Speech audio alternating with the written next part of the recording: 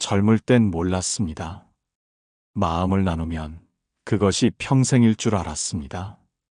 밥을 같이 먹고 눈물을 닦아주고 웃음을 나눴던 사람들이 끝까지 함께할 것이라 믿었습니다.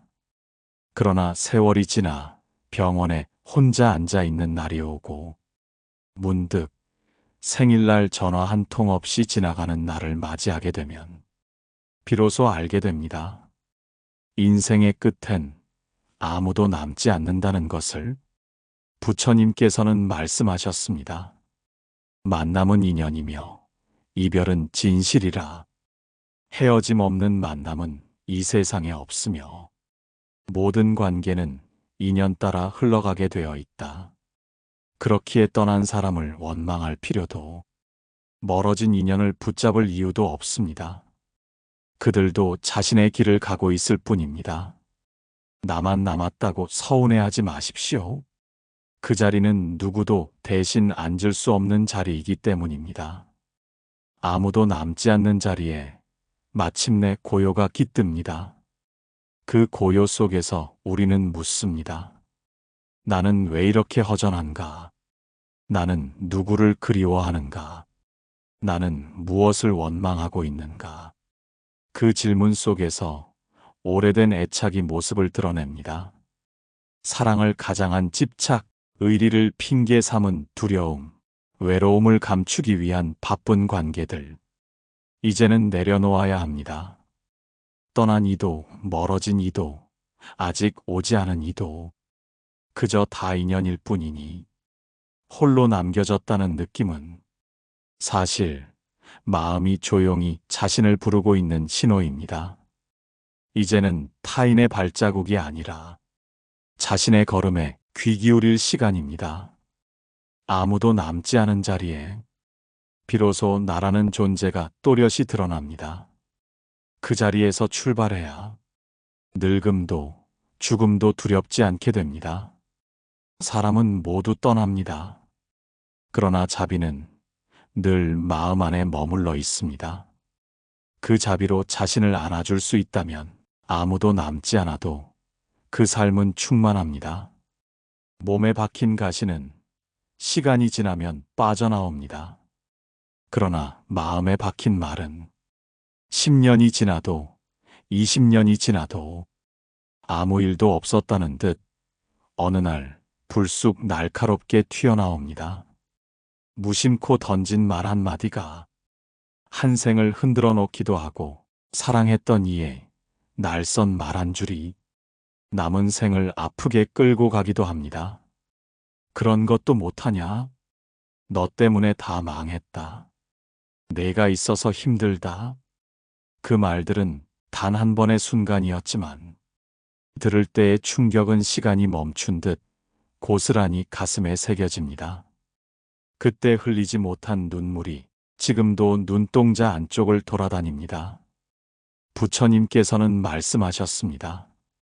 입은 칼보다 날카롭고 그 칼을 휘두른 이는 있더라도 베인 이는 평생을 기억한다고. 그래서 말은 참는 것이 아니라 깨어서 하는 것입니다. 때론 침묵이 가장 따뜻한 말이 되기도 하고 한숨이 오히려 사랑보다 큰 위로가 되기도 합니다. 그러나 그대 마음속엔 아직도 누군가의 말이 남아있다면 그 말은 상처이자 스승입니다. 그 말이 남은 이유는 당신이 약해서가 아닙니다. 그만큼 사랑했고 기대했고 함께하고 싶었던 마음이 있었기 때문입니다. 그러니 이제는 그 말을 붙들고 있는 마음에게 조용히 말해 주어야 합니다. 이제 그만 내려놓자고. 그 말은 그 사람의 마음일 뿐 나의 진실은 아니라고. 그리고 반대로 나도 누군가에게 그런 말을 남기지는 않았는지 가만히 되짚어 볼 시간입니다. 말은 사라지지 않습니다. 공기 속에 스며들고 기억 속에 남고 어떤 이는 그것으로 삶의 방향을 바꾸기도 합니다. 말 한마디로 나도 괴롭고 말 한마디로 남도 괴로워집니다. 그러니 이제부터는 입보다 먼저 마음이 움직이게 하소서. 상처를 남기지 않는 침묵의 지혜, 그 자비의 언어로 나 자신을 다시 살아가게 하소서. 살면서 많은 것을 가졌습니다. 집도 있었고, 자식도 있었고, 친구도 있었고, 명예도 역할도, 한때는 사람들이 내 이름을 부르는 소리에 뿌듯하기도 했습니다. 하지만 세월이 흐르고 몸이 불편해지고 하루에 말 한마디 섞을 이 없는 날들이 반복되면 그 많던 것들이 무색해집니다. 부엌에 불을 켜는 일조차 부담스러울 때 명함도 자리도 관계도 그 어떤 것도 위로가 되지 않습니다. 그러면 그제서야 마음이 묻습니다. 지금 이 고요 속에 남아있는 것은 무엇인가? 그 질문 앞에 우리는 멈추게 됩니다. 남은 것은 그간 쌓은 인연도 남긴 말도 그 누구의 인정도 아닙니다. 결국 남는 건 마음입니다. 지나간 날에 내가 품었던 마음, 그 마음이 나를 이 자리에 데려온 것입니다. 어떤 날은 원망으로, 어떤 날은 사랑으로, 어떤 날은 억울함으로 살아왔지만 그 모든 마음이 이 생의 마지막을 채우고 있습니다. 부처님께서는 일찍이 말씀하셨습니다. 모든 업은 마음이 지어낸다. 모든 고통과 해탈도 마음에서 비롯된다. 그러니 지금 이 순간에도 당신의 마음은 미래를 짓고 있는 중입니다. 어떤 기억을 품을 것인가, 어떤 시선으로 나를 볼 것인가, 그것이 바로 지금 여기에서 이루어지고 있습니다. 몸은 늙지만 마음은 늙지 않습니다. 몸은 병들지만 마음은 맑을 수 있습니다. 그 맑은 마음 하나가 노년을 꽃 피우는 연등이 됩니다. 당신이 지금 품고 있는 마음이 바로 당신의 내일이 됩니다. 무엇도 남지 않을 이 인생에서 단 하나 오롯이 남는 것, 마음. 그러니 지금이라도 늦지 않았습니다. 그 마음을 향해 합장하십시오. 자비로, 연민으로, 알아차림으로 남은 생을 채우십시오. 그것이 진실한 삶의 마지막 연꽃입니다. 자식에게 모든 것을 주었습니다. 아끼지 않았고 힘든 줄도 몰랐습니다. 해달라는 것 다 해주었고 못해도 미안한 마음이 앞섰습니다. 그런데도 어느 순간부터 멀어졌고 말 한마디 꺼내기도 조심스러워졌습니다. 전화 한 통, 밥 한 끼도 먼저 다가가기 어렵게 느껴집니다. 속이 상합니다. 서운합니다. 그 많은 시간, 그 많은 마음이 이토록 가볍게 흘러가 버린 것 같아 가슴 한켠이 저립니다. 부처님께서는 말씀하셨습니다. 탐욕은 사랑의 이름을 쓰고 집착은 자비를 가장하나니 자식은 우리의 거울입니다. 우리가 품은 마음, 우리가 살아온 방식, 우리가 바라던 기대와 미련이 그 아이 안에서 반사되어 돌아옵니다. 사랑이라 여겼던 그 마음 속에 두려움은 없었는지, 내가 해주지 못한 것을 대신 시키려는 억지는 없었는지, 이제서야 비로소 돌아보게 됩니다. 그들은 우리가 아니었고, 우리처럼 살기를 바라며 짜놓은 삶의 틀에 그들도 숨이 막혔던 건 아니었을지, 내 뜻대로 되지 않아서 화가 났던 것이지, 정말 자식이 잘못했던 것일까요? 기대는 실망을 낳고, 그 실망은 원망이 되고, 결국은 사랑조차 흐릿하게 만들었습니다. 그러나 늦지 않았습니다. 자식은 내 것이라 착각했던 시간들을 이제는 보내줄 시간입니다. 그들도 한 생을 살아가는 존재이고 그 나름의 인연 따라 걸어가는 중입니다. 이제는 바라는 사랑이 아니라 비우는 사랑을 배우십시오. 말하지 않아도 내 마음이 평화롭다면 그것이 가장 큰 가르침입니다. 자식은 결국 나의 거울이자 나의 스승이었습니다. 그 거울을 통해 이제는 내 마음을 들여다보게 되었으니 그 눈물조차도 헛되지 않았습니다. 세월이 흐르면 다 잊힌다고들 말합니다. 시간이 지나면 괜찮아질 거라고, 세월이 약이라고 위로를 건넵니다. 그러나 정말 그럴까요? 시간이 지나면 잊히는 것은 아무리 애써도 깊이 남지 않았던 것들 뿐입니다. 정작 잊고 싶은 일일수록, 밤이 깊을수록 선명해지고 마주치기 싫은 얼굴일수록 꿈속에서까지 나타납니다. 부처님께서는 말씀하셨습니다. 생각은 물처럼 흐르되 마음에 닿은 것은 다시 흐르지 않는다. 그렇습니다. 잊으려 해도 사라지지 않는 것이 있습니다. 그것은 단지 기억이 아니라 마음에 남은 결입니다. 상처 준 사람의 말, 외면당했던 순간, 사랑했으나 전하지 못했던 마음. 그 모든 것들은 우리 가슴 깊은 곳에 고요히 가라앉아 있습니다. 우리는 잊으려 하면서도 사실은 기억 속에 머물고 싶었던 것입니다. 아무도 기억해주지 않아도 나만큼은 그 마음을 놓고 싶지 않았던 것입니다. 그러나 이제 묻습니다. 그 기억이 당신을 지키고 있습니까? 아니면 괴롭게 하고 있습니까? 지금도 여전히 그 일로 눈물이 난다면 그것은 잊혀지지 않아서가 아니라 용서하지 못했기 때문입니다. 그 사람을, 그 상황을, 무엇보다 나 자신을 잊는 것이 치유가 아닙니다. 기억한 채로 품는 것, 그 안에서 이해와 자비가 피어날 때 비로소 그 기억은 자유로워집니다. 잊지 않아도 됩니다. 다만 그 기억이 이제는 당신을 아프게 하지 않게 하십시오. 지워지지 않는 것들 안에 사실은 당신의 사랑이 깃들어 있었습니다. 그 사랑을 향해 합장할 때 기억은 더 이상 짐이 아니게 됩니다.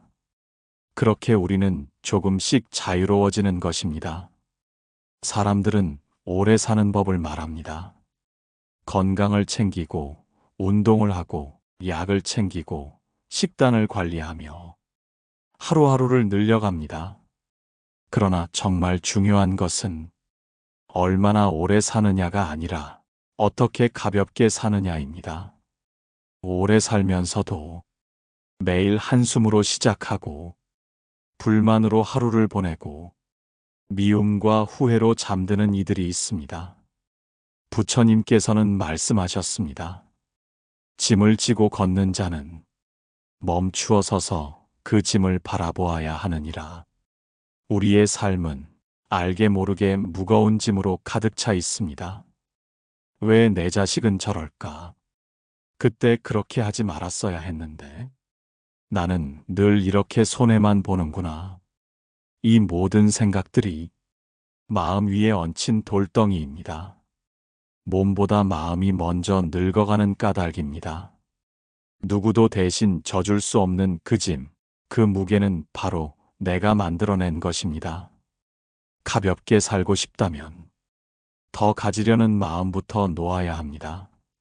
모으고 쌓고 지키려 했던 욕망들이 마음을 무겁게 만든다는 것을 알아야 합니다. 그리고 용서하지 못한 마음도 짐이 됩니다. 나를 괴롭혔던 이도, 나를 실망시켰던 나 자신도 그대로 품을 수 있어야 그 짐은 자연히 내려놓아집니다. 가볍게 산다는 것은 비워낸다는 뜻이고 그 비움 속에서 평화가 깃든다는 것입니다. 지금 당신의 어깨는 무겁지 않습니까? 당신의 마음은 어디에 눌려 있습니까? 이제는 내 안의 법당으로 돌아갈 시간입니다. 그곳에서 짐 하나씩 내려놓고 고요히 앉아 이 생의 끝자락에서 피는 연꽃을 바라보십시오. 오래 살기 위해 애쓰는 살보다 가볍게 살아낸 하루가 훨씬 깊고 훨씬 자비롭습니다. 사실 미안했다는 말을 쉽게 하지 못했습니다. 그때는 내가 옳았고 내가 더 많이 참고 있었고 내가 아니었으면 그 사람은 더 힘들었을 거라 믿었습니다. 그래서 입을 굳게 다물고 눈길을 피하며 마음속으로만 되뇌었습니다. 미안하다는 말을 해야 하나? 아니, 내가 왜? 하지만 세월이 흘러 이제는 아무에게도 그 말을 건넬 수 없는 자리에 앉고 보니 그 한마디가 이렇게 무거운 짐이 될 줄은 몰랐습니다. 부처님께서는 말씀하셨습니다. 자존심은 무지의 또 다른 이름이라. 용서를 구하는 자는 약한 것이 아니라 깨어있는 자라고. 진심으로 미안하다는 말, 그 말은 관계를 되돌리는 열쇠가 아니라 내 마음을 정화시키는 물과 같습니다. 나는 왜 그토록 미안하다고 말하는 걸 두려워했을까요? 혹시 내가 작아질까봐, 내 자리가 흔들릴까봐, 상대가 나를 깔볼까봐, 그런 두려움들이 나를 고집으로, 그 고집을 외로움으로 바꾸어 갔습니다. 지금 생각하면 별것도 아닌 일에 성을 냈고 정작 중요한 순간엔 마음을 닫았습니다. 미안하다는 말을 너무 늦게 배웠습니다. 돌이킬 수 없는 자리에서야 그 말의 깊이를 알게 되었습니다. 지금도 늦었다고 느끼십니까? 그러나 아닙니다. 당신의 마음이 기억하고 있다면 그 말은 지금도 유효합니다. 그 사람이 듣지 못해도, 그 상황이 다시 오지 않아도 당신 스스로에게 고백하십시오. 그때 미안했노라. 내가 더 넓게 품지 못해 미안했노라. 그 고백 하나로 마음속 얼음이 녹기 시작합니다. 미안하다는 말은 상대에게 전하는 것이기도 하지만 무엇보다 나 자신을 놓아주는 첫 걸음입니다. 자존심을 내려놓고 마음을 내려놓을 때 우리는 다시 따뜻해질 수 있습니다. 살면서 수많은 말다툼이 있었습니다. 때로는 자식과, 때로는 배우자와, 때로는 친구나 형제와도 부딪혔습니다. 말이 안 통해 답답했고, 왜 저렇게밖에 말 못하냐고 화가 났고, 내 입장도 모르면서 판단한다고 억울했습니다. 그러면서도 나는 속으로 생각했습니다. 나는 틀린 게 아니야. 저 사람이 너무 이기적이고 나를 무시한 거야. 그렇게 시간이 흘러 멀어졌고 끊겼고 서로를 찾지 않게 되었습니다. 문득 고요한 새벽, 예전에 그 얼굴들이 하나 둘 떠오를 때면 마음속 어딘가가 시리고 쓰립니다. 그땐 왜 그렇게까지 했을까? 부처님께서는 말씀하셨습니다. 진실은 하나이되 그 길은 사람마다 다르다고. 나는 내가 옳다고 믿었습니다. 내 방식이 정답이고 내가 살아온 삶이 바른 길이라 여겼습니다. 하지만 이제 와 되돌아보면 그들도 자신만의 상처와 기준, 사정과 고통을 안고 있었을 뿐이었습니다. 내가 틀린 것이 아니라 그들도 나도 단지 달랐던 것뿐입니다. 그 단순한 깨달음 하나가 수십 년 품고 있던 미움을 녹입니다. 삶은 옳고 그름으로 흑백을 나눌 수 있는 것이 아니었습니다. 누구나 자신의 색으로 살아가는 것이고 그 빛깔이 때로는 어울리지 않아도 그 또한 인연이었습니다. 그러니 이제는 나와 달랐던 그들을 용서하십시오. 그리고 무엇보다 다르다는 이유로 스스로를 미워했던 당신도 이제는 품어야 합니다. 왜 나는 저들처럼 못 살았을까? 왜 나는 평범하지 못했을까? 그 질문 아래에는 내가 나 자신을 인정하지 못한 외로움이 자리하고 있습니다. 이제는 괜찮다고, 다름도 삶의 일부라고 그렇게 말해줄 시간입니다.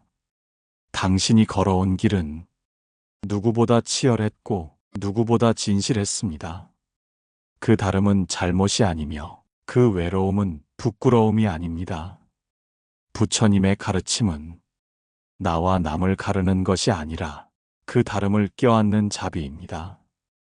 지금까지 당신이 틀렸다고 여겨왔던 것들 위에 연꽃이 핍니다.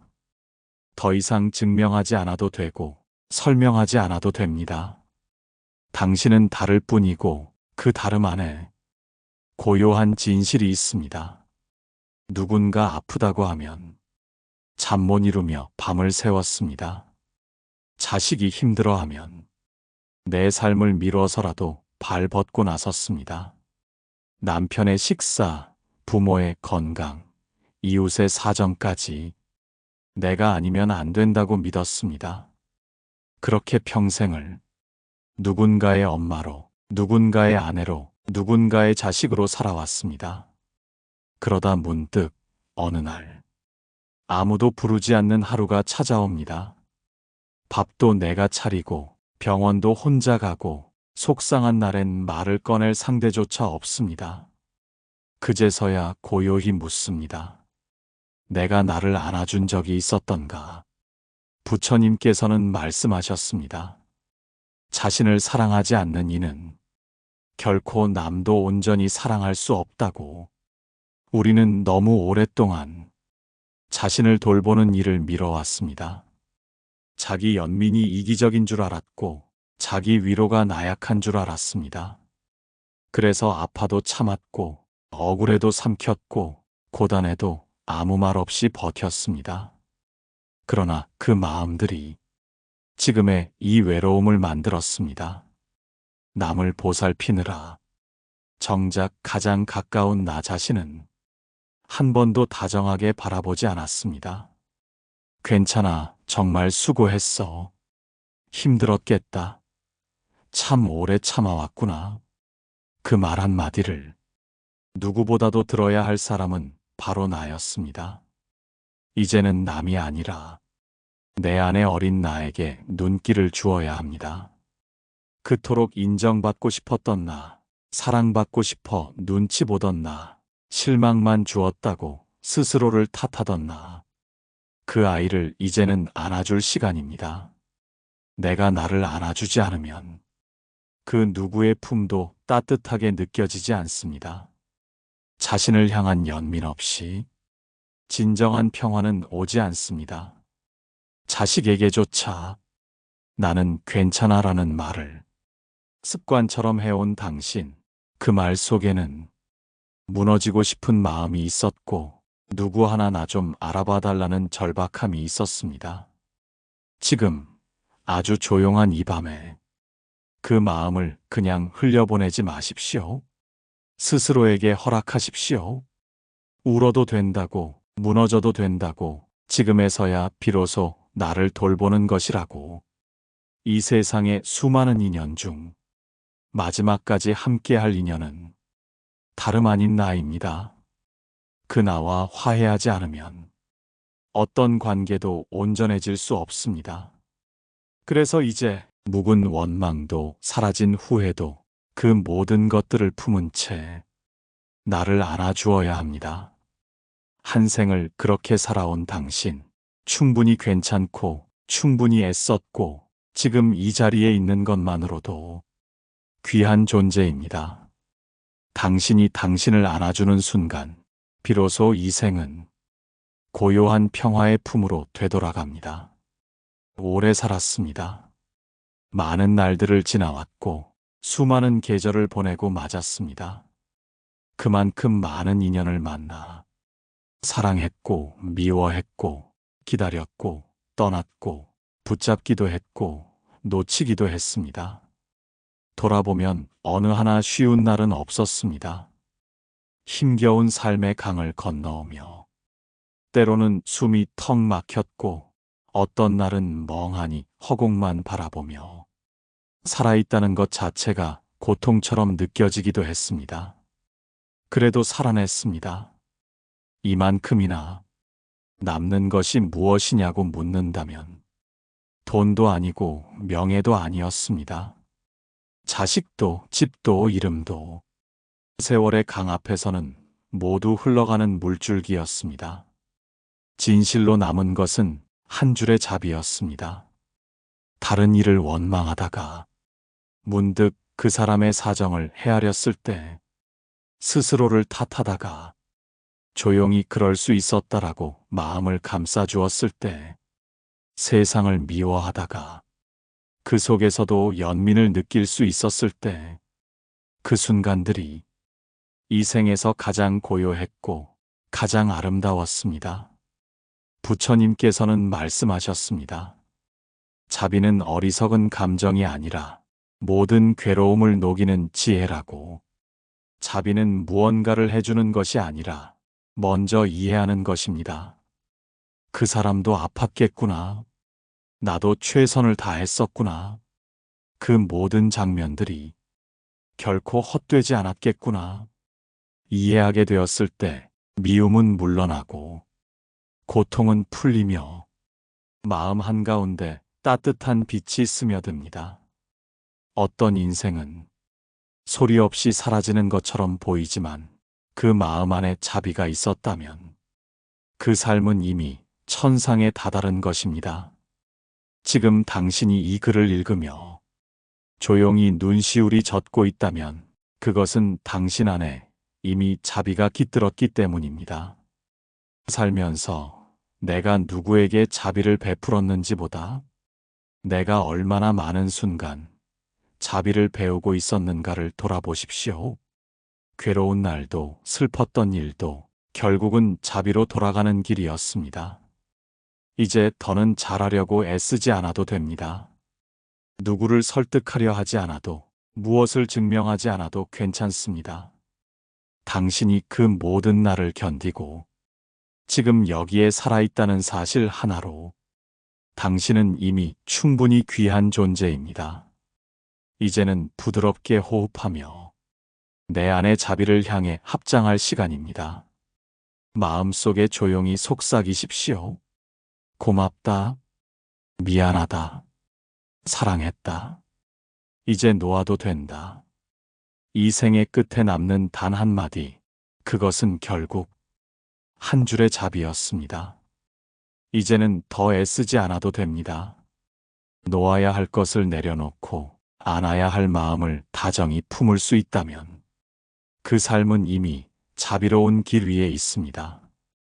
오늘도 이 여정을 함께 해주셔서 고맙습니다. 당신의 하루가 조금 더 고요하기를 바랍니다. 좋아요와 구독, 댓글로 마음을 나눠주세요. 이 목소리가 다시 당신의 곁을 찾을 수 있도록 함께 해주시면 감사하겠습니다.